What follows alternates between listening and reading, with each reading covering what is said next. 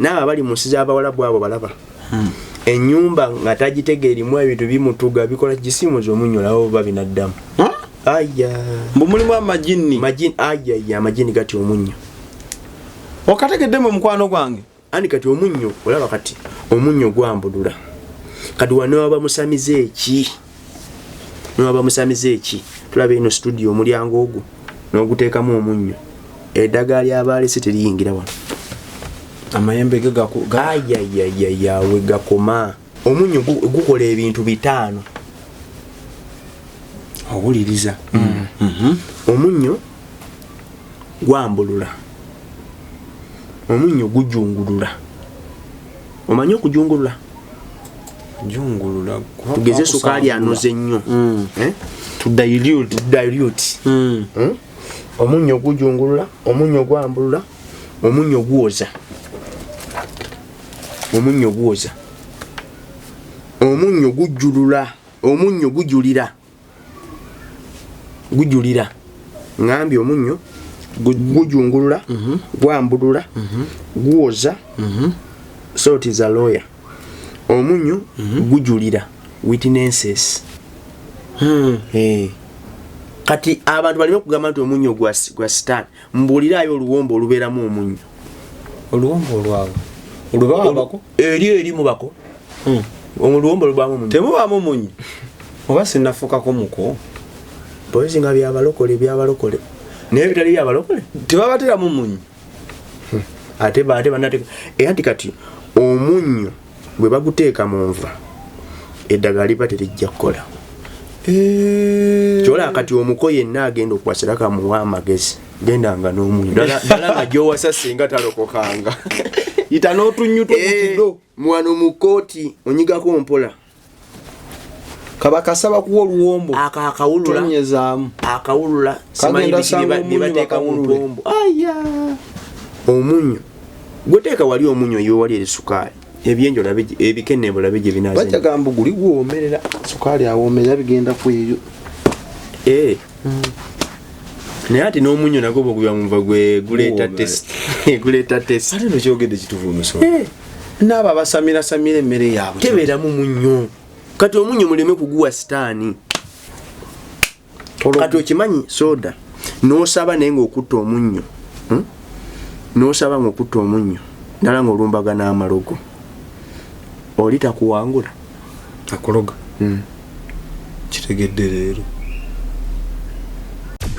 Export TV to the world.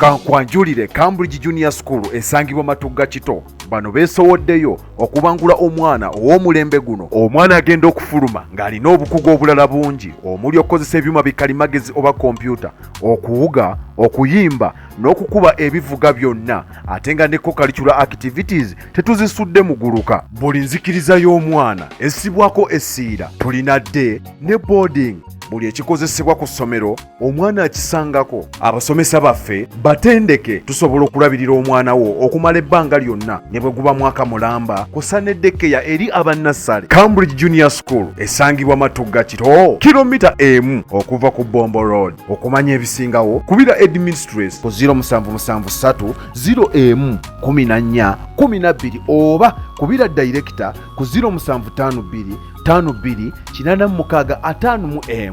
Cambridge Junior School, a well for knowledge. Export TV tuli ku YouTube genda kusaba subscribing ato sharing mu bufu bwennyini nga bwe nkujjukiza aba God Hills Herbal Medicine bano bajjanja endwadde nnyingi zisumbwa bannayuganda basobola n'okutuusaako eddagala lyabwe awo wonna wowangaalira ne bali kutuusaako naye nga balina ne office still mu kibuga Kampala bweru wa Kampala. So bakubireko ku namba y'essimu 0706 era 06 4923 ne ku WhatsApp kweri olina PID, olina syphilis, allergy, fibroid, olina diabetes, brain tumor, sperm count, olina back and joint pain, sinus, olina ulcer, asthma, prostate enlargement, hernia n'endwadde endala nnyingi. Bakubireko mukwano gwange eddagala omize lingi nnyo naye bano bagezeseeko olabe ogenda kuteerera mukwano gwange bagambye soda eyampadde namba bagenda kuhandolinga VIP. Ate mwabe emikolo ng'emikolo gyengedde weebuuzaamu baani bennyinza okwesiga omukolo gwange bennyinza ogwesigisa abatagenda kwata video ate bamale baŋŋambe mbw ate simanyi gundi yayiika. So wesiga abantu bolabako abalina na address Alpha Media Production ate nga Export TV ku noti 770 94266 ne namba endala kwezireze ya Tero office mu Kampala ne Ishaka mu Western Uganda ate nga office emirimu gikolebwa mu ggwanga lyonna. So twesige n'omukolo gw'omukwano gwange tuguwese ekitiibwa kuba kati namba y'essimu owese omukolo gw'ekitiibwa. Musumba Yesu omulungi yeebazibwe. Amen sebo. Mukama yeebazibwe. Weewaawo mugamba mutya tetulina bigambo. Yesu abakuumya atya? Alhamdulillah. Kiba kikwatagana ate bigatta si kya Bayibuli tekigatta. Musumba babuuzeeko tutandike. Omulabi waffe omulungi sanyuse okutegeera nti gye muli kuba gye muli. Mukama Katonda abakuumya atya? Anajiwulira ekiro naye ndoza mugeye Mukama Katonda akusibiza atya wasuza otya buli omu aba n'obudde bwe. Yes. So ndi musanyufu okubanga mugoberera video zange zino zenkola. Ate tambuza video bannange olina gwoyamba waliwo omuntu omu gwotaasa waliwo omuntu omu ng'ajja gamba gundi okusumulwa kwange kwava ku gundi. Yes. Kyo kintu bane ekinyume okubanga olina goletera okwenyumirizaamu. Tambuza video zaffe likinga expo yokka kwe tubeera. Yes. Bino bikyano kyane ebirala tetubitegeera. Okwogedde bulungi wadde kabanyizaamu tulina kyakkola. So eno we are second to none. Tudiridde tewali kanyumidde. Mukwano gwange tusimbudde kati gwatannaba subscribinga bw'obanga leero gwe gusoose okulaba wasubwa dda beta subscribe ate nga buli lwa Sunday saawa 4 paka 8 tosubwa Sunday service ku Prayer Power Church Expo. Toyina kyogenda kusubwa togenda gamu nze nagenda kuyiya 10 gulira kinagulira amagale dibe weruwe gwanga naye nsubwa okukuŋŋaanako ne bannange. Expo yakusembereza service munju. Ate ku Sunday kyabadde kikambwe nnyo yabadde prophetic Sunday walabye obunabbi.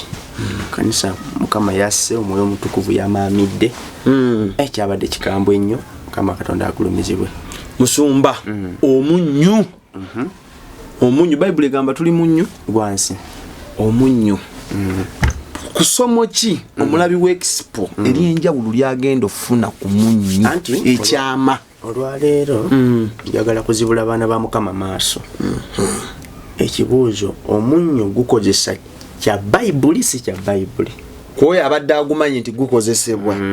That's why ekibuuzo sikirese direct bwentyo kwoyo abadde agumanyi naye waliwo n'oyo atagumanyi ng'agenda kugenda naye banakulaga ebyo abannabbi ba bulimba. Bas omunyu abagukozesa abagumanyi kubanga guno omunyu bannabbi b'obulimba bagukozesa nabo naye ate naffe abaana ba Mukama bw'osoma ebyawandiikibwa Bible etukkiriza okugukozesa era ebyawandiikibwa mu ebiri ebibaakinga ekyo okukozesebwa kwagwo.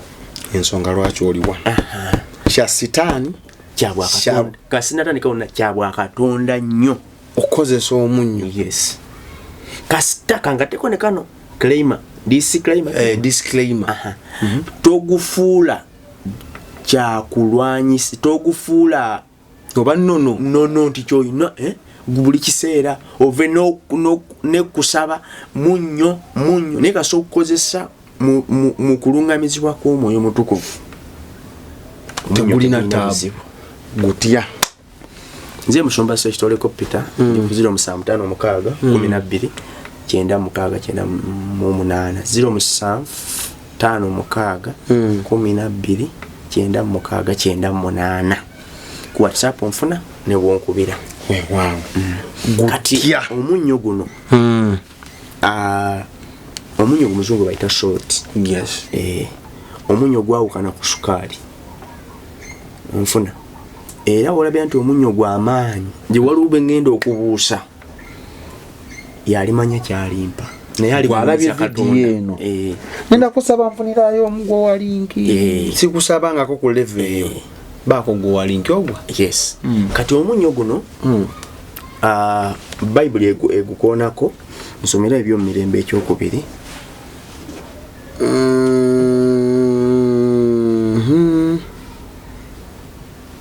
ebyomumirembe ekyokubiri 13 olwokutaano temwagwana kumanyanga Mukama Katonda wa Isirayiri temwagwana kumanyanga Mukama nga Mukama Katonda wa Isirayiri yawa Dawudi obwakabaka bwa Isirayiri okumala emirembe egyo ye ne batabani be n'endagaano ey'omunnyo.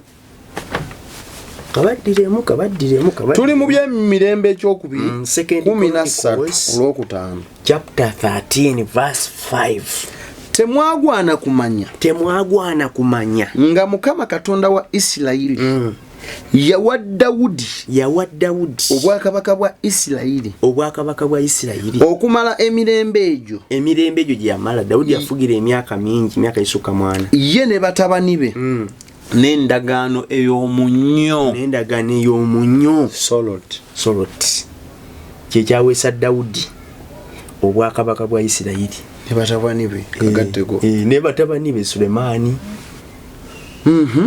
Yali ndagaano ya munnyo. Yes.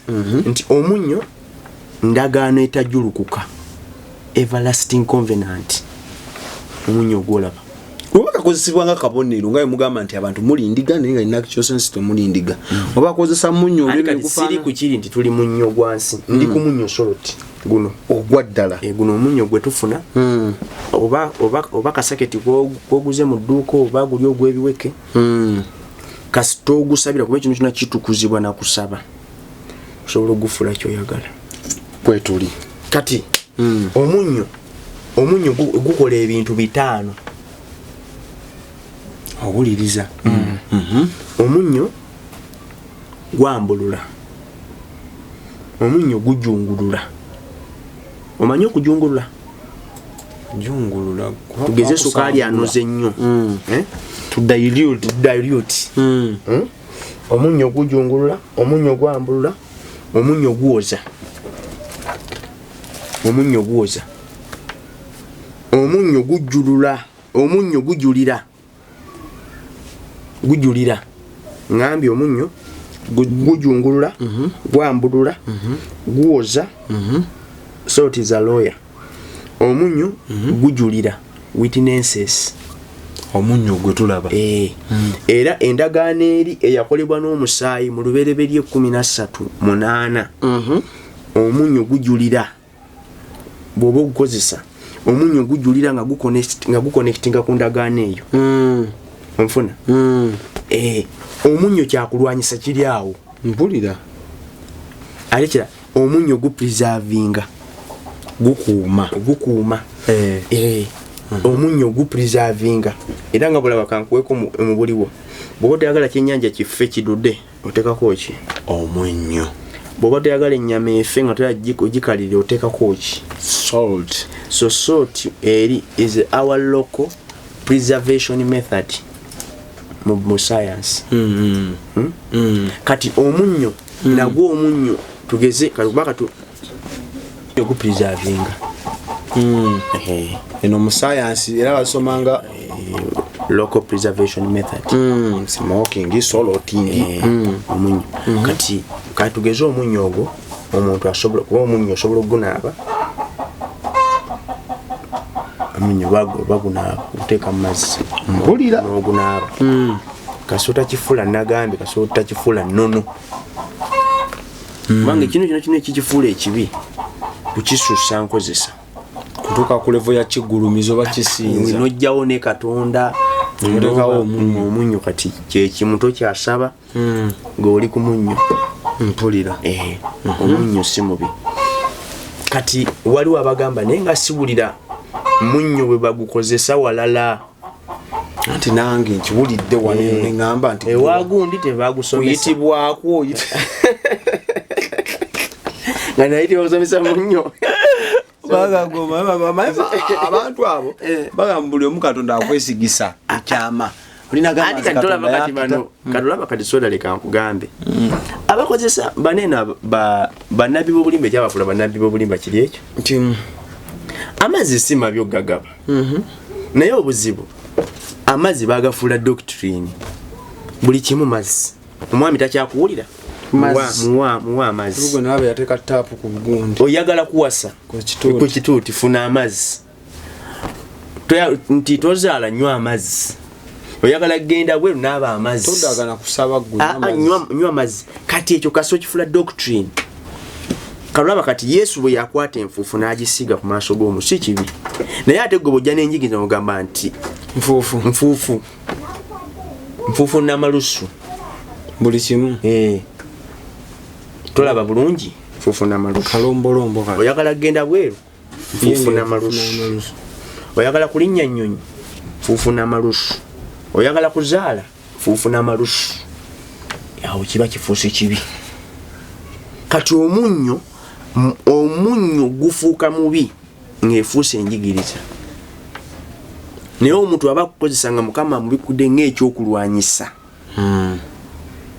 n'okikosa n'akunga nti kikozese si mubi nga si my first priority si mubi era biri byenjogedde ebitaano gusobolera bikola n'abo abali mu nsi z'Abawalabu abo balaba ennyumba nga tagitegeerimu ebintu bimutuga bikola gisimuza omunyolawo babinaddamu mbu mulimu amajini amajini gati omunnyo okategeddemu omukwano gwange ani kati omunnyo olaba kati omunnyo gwambulula kati wano wabamusamize eki tulaba eno studio omulyango ogwo n'oguteekamu omunnyo eddagala ly'abaalesi teriyingira wano amayembe yawe gakoma. Do you believe What? that it's possible to cure from diseases like fibroids, hernia, prostate enlargement without surgeries? Yes, it's only possible with God Heals Herbal Medicine. We also have medications against ulcers, prolonged constipation, hemorrhoids, syphilis, gonorrhea, back and joint pain, low sperm count, high blood pressure, sinuses, UTI, asthma, allergies, sickle cells, low immunity, liver infection, kidney infections, etc. We are located at the entrance of New Tax Park, Hijab City Arcade, shop number GF34. We also offer banking agent services. For more information, call +256 70 60 64 923. God Heals Herbal Medicine. Kati abantu balime kugamba nti omunnyo gwa sitaani mbuuliraayo oluwombo olubeeramu omunnyo. Oluwombo olwabo olubabako eri mu bako oluwombo olubaamu omunnyo temubaamu omunnyo oba sinnafuukako muko polisi nga byabalokole naye bitali byabalokole tebabateramu munnyo ate banateeka era nti kati omunnyo bwe baguteeka mu nva eddagala liba terijja kukola kyola kati omuko yenna agenda okukwasira kamuwa amagezi gendanga n'omunnyo ddala nga gy'owasa singa talokokanga yita n'otunnyu tukukido mwano mu kooti onyigako mpola kabakasaba kuwa oluwombo akawulula simanyi bibateeka mu mpombo omunnyo gweteeka wali omunnyo yo wali erisukaali ebyenjo ebikenne bulabe gye binaaza bajagamba guli gwoomerera sukaali awoomerera bigenda ku eyo naye ati n'omunnyo nagwo bwegubya munva guleeta test ate nokyogedde kituvuunuso naabo abasamira emmere yaabwe tebeeramu munnyo kati omunnyo muleme kuguwa sitaani tebali erimu munnyo gwe mbulira ssabo lyani ebijjulo ebibeeramu mu masabo wa bibaamu omunnyo bwe guba omunnyo gwa sitaani lwaki takozesa kintu kye mbiro tasobola kati kankubule kati omunnyo ekyo kimu nti omunnyo ogukola ku ebyo omunnyo ogwo mbadde ngamba nti n'ogusimuza ennyumba ng'erimu amajini biki ebyo tegaddamu kwekyangiramu tulaba n'abo abalota abafa alota jjajjaawe yafa amutawaanyo n'ogera n'omuteekako omunnyo taddamu kusitula mutwe nomusimba ku omunyu what nzo jontwale nga yefudde kiremya nzajja ngambe nti jjajja mulota nnyo naye nsabe biganya omuwe ekikolo neddaga emunyo musimbe ko omunyo labo bana emunyo ndagaana etajulukuka amagombe tegagisobola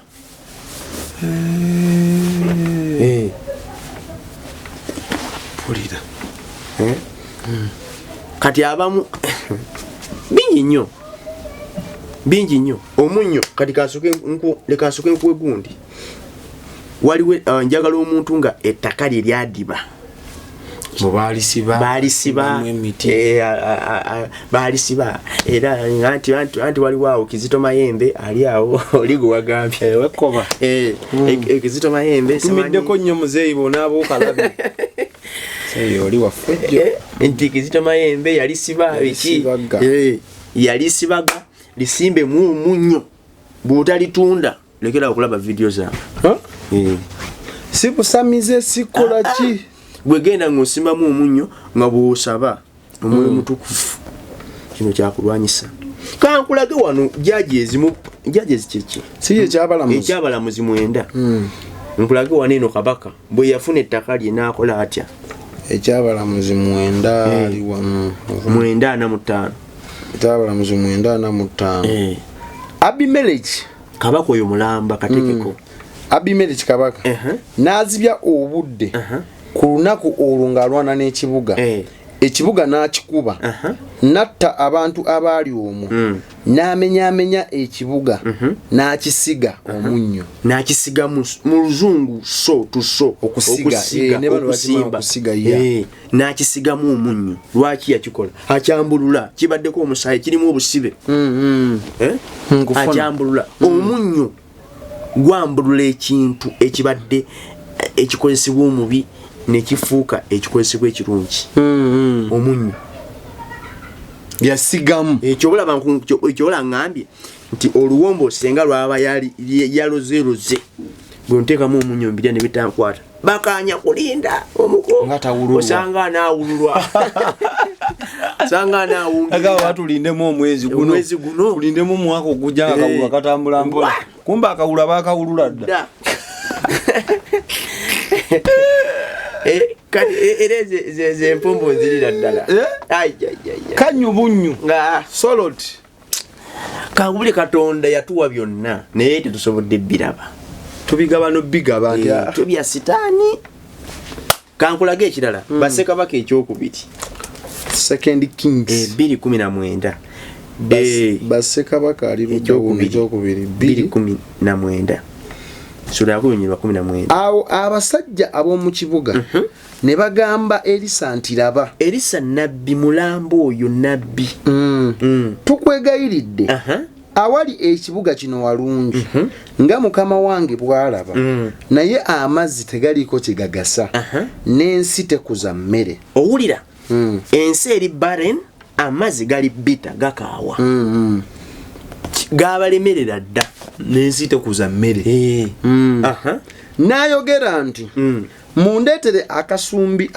akaki kiteekewo bulungi ekigambo ekiriwo awo soda yagala omwana wa Mukama waliwo omanyi walaba video naye sitalebe bya sitaani pastor mbadde mwagala naye katatanze kusomesa bya sitaani mundeetere akasumbi akajja muteeke omwo omunnyo ne bakaleeta gyali bateekemu ki omunnyo solo tikagambo kwogerese cumbi n'afuluma n'ajja awali ensulo y'amazzi n'asuula omwo omunnyo n'ayogera nti bw'atyo bw'ayogera Mukama nti asaba kati asaba kinadde kugamba ng'olikozesa omunnyo saba nga bw'okozesa mponyeza amazzi gano temukyavaamu nate lumbe newankubadde obutakuza mmere nebikola bitya nebitereera nebigaana munyo olw'abiri awo amazzi ne gawona ne leero ng'ekigambo bwe kyali ekyalisa kye yayogera ne leero tebategeeza leero bategeeza nti n'olunaku bayibuli bwe yawandiikibwa ng'ekigambo kya Elisa bwe kyali solot abo mbajjeeko engalo tobazaako ngalo kati awo bantegedde bulungi solot kyamanyo kyamazo it is a mystery kyabagezi bokka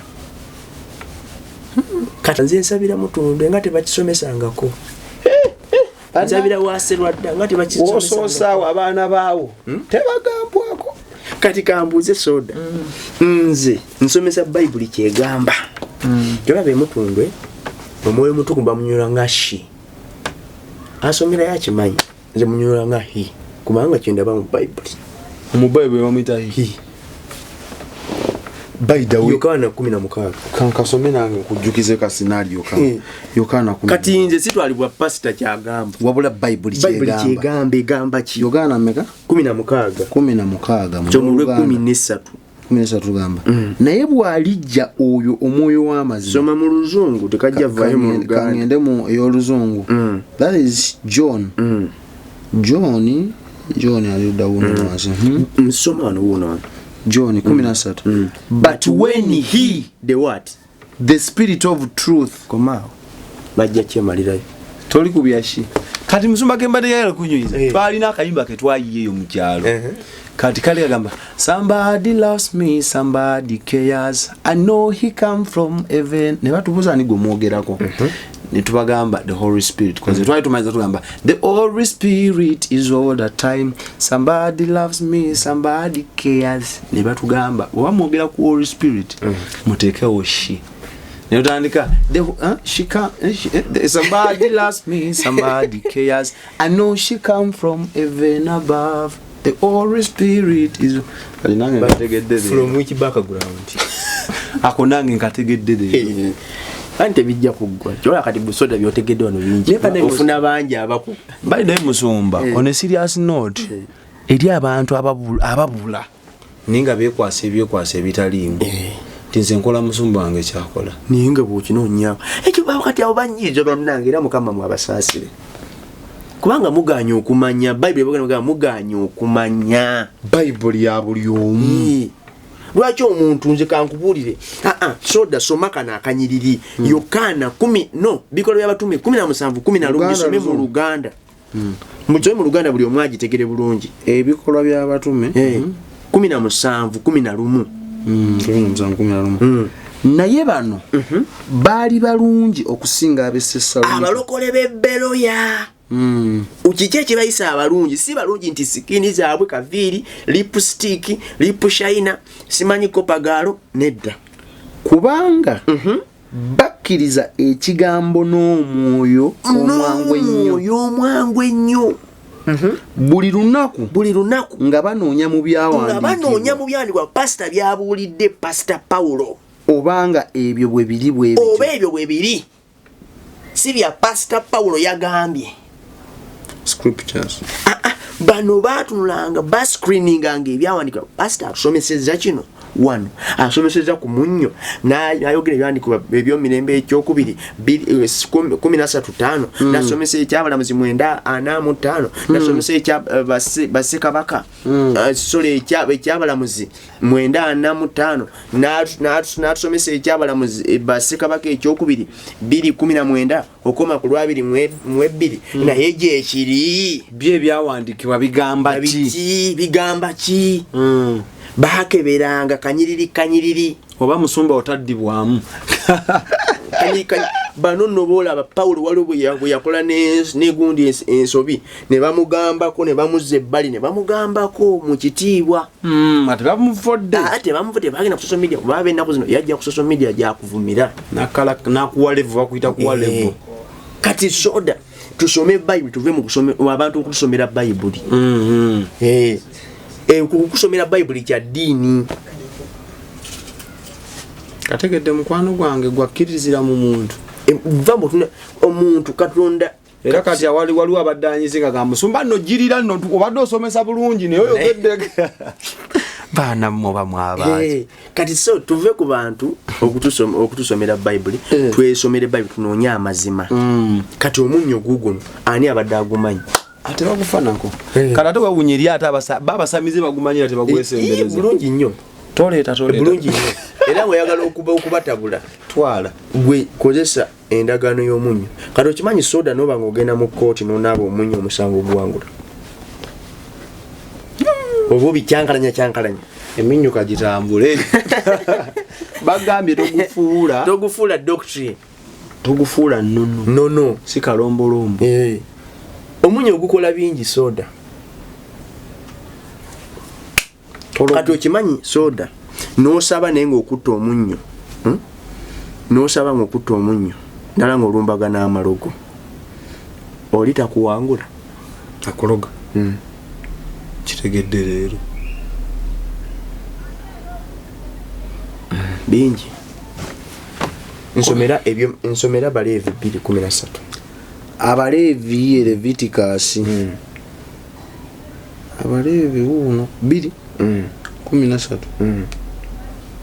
era buli kitone ekyobutta bw'onoowangayo onookirungangamu omunnyo ekyo kiweebwayo so tokkirizanga kyowaayo ekyobutta okubulwa omunnyo ogw'endagaano ya Katonda wo.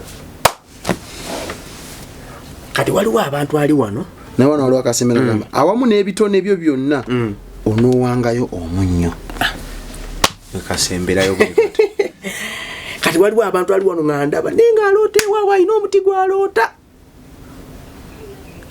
alina waloota wali omusote ewaabwe alina waloota omuti alina omuti gw'aloota ng'alaba omwo bakwata ebyo bakola kimwe mwali ekyoto kya family n'omala ogenda ogw'omuti n'ogusimbamu omunnyo bajja kuwulira bajja yita bajja bakyayogera nga bafuumuka omunnyo ogumanyi wabatwala ntyayi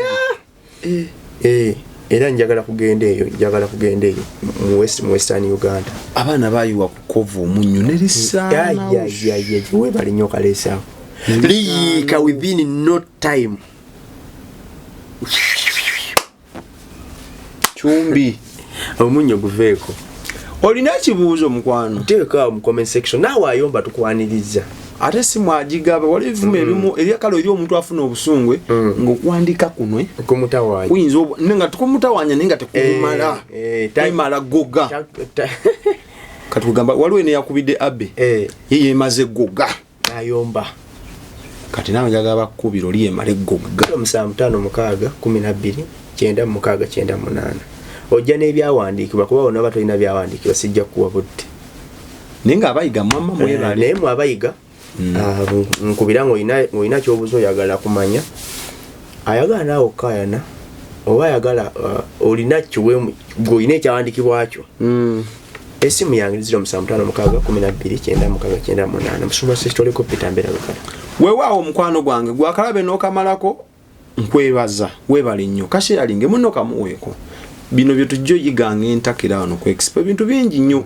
Expo restaurant mulimu menu zonna gwe yeroboza nti mumpe ekifi ekyo mumpe ekifi ky'enkoko musumba Peter mumpe katunkuma saaba kati agenda nyiga anzise so bakama bange ye mukwano gwangu mayeni omuntu nga mukwano gwo nga ne womukuba otya tanyiga mwabaka amazima galuma naye munno abaga kugambye bulungi nzo butanyiga so for now sharinga subscribinga mukama Katonda abatukumire bye bye.